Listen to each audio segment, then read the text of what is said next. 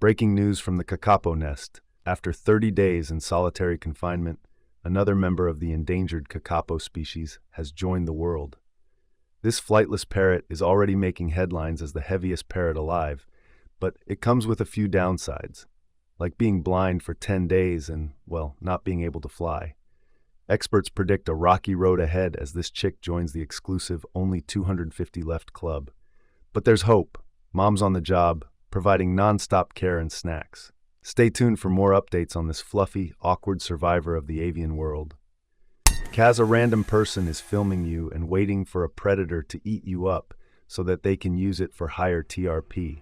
Because of course, cameramen never helps. And after waiting for Luong 15 minutes, they see no predator is approaching you, so they release their own snake from the jar.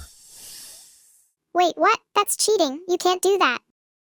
Don't worry, dude. Of course, they don't do that. Maybe. So as you lie in your nest full of your shit, a horrifying thought crosses your mind. So what now? Am I just supposed to chill here and hope nothing eats me? Yep, that's pretty much the plan. Because your survival strategy is just to lie there and pray to the forest gods. Even if you're lucky enough to make it through your first few days, there's another twist. Your survival depends entirely on the fruiting cycles of a single tree, the rimu. No berries? No me. Your menu? It's literally leaves, seeds, and fruits that you can't even find. Imagine living on a deserted island with nothing but a vending machine, and the machine is empty half the time. That's your reality. And let's talk about your waddling for dinner routine. Finding food involves stumbling through dense underbrush in the dead of night. Your night vision? Decent. But your sense of direction? About as reliable as a drunk GPS. You've been known to wander in circles, spending precious energy you can't afford to lose. Oh, and let's not forget that your diet isn't exactly packed with protein. It's like trying to run a marathon on a diet of celery sticks. A slow, exhausting race against starvation. And if food scarcity wasn't bad enough, you have to watch out for your own clumsiness. Climbing trees for a meal? Sure, sounds easy, except you're a bird that doesn't fly. Your strategy involves scrambling up branches like an uncoordinated toddler and praying you don't fall. Spoiler, you usually fall, hard. Even your digestion is a struggle. Kakapos have a special digestive system that can handle fibrous plant matter, but it works at the pace of a sloth on a lazy day. Every meal is a marathon for your gut, and if the food isn't perfectly ripe, you might as well be chewing on cardboard. Oh, and did I mention parasites? Because they're another delightful part of your daily grind. Lice, mites, and other freeloaders have made your fluff their luxury condo. The itching alone is enough to drive you crazy, and let's be honest, you don't have the energy to scratch when you're busy surviving. The kicker? Even when the rimu trees do fruit, competition among kakapos can get fierce. There's nothing quite like waddling into a feeding zone, only to find that your bigger, stronger cousin has already cleaned house. You're left with scraps, staring at the rimu tree like it owes you an apology. Still, hunger is only half the battle. And let's talk predators. Thanks to millions of years evolving on predator-free islands, you're fearless and curious, two traits that are less survival advantages and more open invitations to get eaten. You're essentially the Forrest Gump of the bird world, wandering cluelessly into the jaws of danger with an air of blissful ignorance. Owls? Hawks? Nope, they're not your main problem. Instead, it's the crafty ground predators, rats and stoats, that have turned your forest into their all-you-can-eat buffet. Imagine being the main course because you didn't evolve a basic instinct to run. Seriously, a lizard would put up more of a fight. And let's not forget your impeccable timing.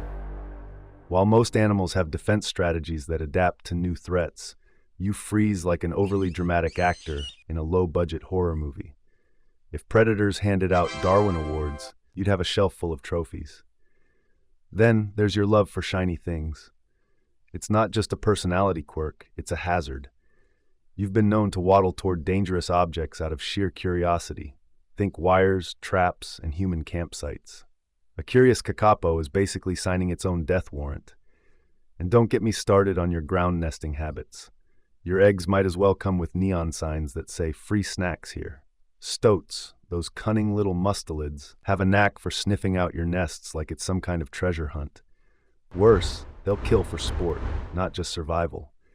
So even if you manage to lay an egg, the odds of it hatching are lower than a snowman's chance in hell. But you know what's the worst part? It's humans. They didn't just bring themselves, they brought their entourage of rats, stoats, and cats. To them, you're a walking buffet. And your defense mechanism? Freezing. That's right. When danger approaches, you stand perfectly still, hoping to blend in. Spoiler, it doesn't work. And your scent? It's like a musty old library, great if you're trying to attract bookworms, terrible if you're trying to avoid predators. Your smell practically screams, "Come and get me." If freezing doesn't work, things get worse. Your eggs are laid on the ground because, well, you can't fly. Rats and stoats love them, tiny nutritious snacks just waiting to be devoured. Entire generations are wiped out before they can even hatch. And the chicks that do survive, their odds are no better. They're like the slow, clueless protagonists of a horror movie, stumbling right into danger at every turn. The numbers don't lie. At one point, your species was down to just 50 individuals. 50. That's smaller than most extended families. Even now, with intense conservation efforts, there are only about 250 kakapos left, making you rarer than a flawless diamond. Forget about your life, my friend. You're stuck with an evolutionary dead end called the Lek breeding system. Males stake out their booming pads, inflate like balloons, and send low-frequency calls echoing through the forest. The goal? Attract females. But here's the catch. Females only show up when they feel like it. Sometimes they don't. And even when they do, your reproductive calendar is tied to the rimu tree's fruiting cycles. No fruit, no booming. No booming, no babies. It's a system so unreliable it makes human long-distance relationships look like a guaranteed success story. But despite everything, hunger, predators, and reproductive chaos, you're still here, waddling through the forest with your quirky charm. Conservationists have pulled out all the stops, relocating you to predator-free islands and even wearing hazmat suits to prevent spreading diseases. But the odds are stacked against you. Decades of inbreeding mean your DNA is fragile, and one new disease could wipe out your entire population. Every chick raised in an incubator, every artificially inseminated egg, is a testament to just how precarious your existence is. And yet, somehow, you persist. At full maturity, you're a fluffier, heavier version of your younger self. Your waddling gait hasn't changed, and your scent still gives you away. But now, you've become a symbol, a meme-worthy mascot for conservation efforts. You've defied extinction and captured hearts worldwide, proving that even the most unassuming creatures can fight back against impossible odds. But let's not sugarcoat it. Being a kakapo is an endless uphill battle against nature, predators, and your own biology.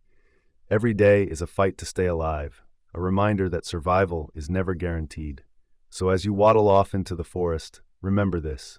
Your story is one of resilience, a testament to the power of conservation, and a reminder of how fragile life can be. In the end, you're more than just a flightless parrot. You're a survivor. Well, it sucks to be born as a kakapo, but trust me, life isn't much better when your entire existence is reduced to a single mission, finding a mate, only to realize it's the last thing you'll ever do.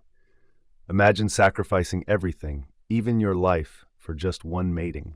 That's the tragic story of the male octopus. Click to watch our video, Why It Sucks to Be Born as a Male Octopus.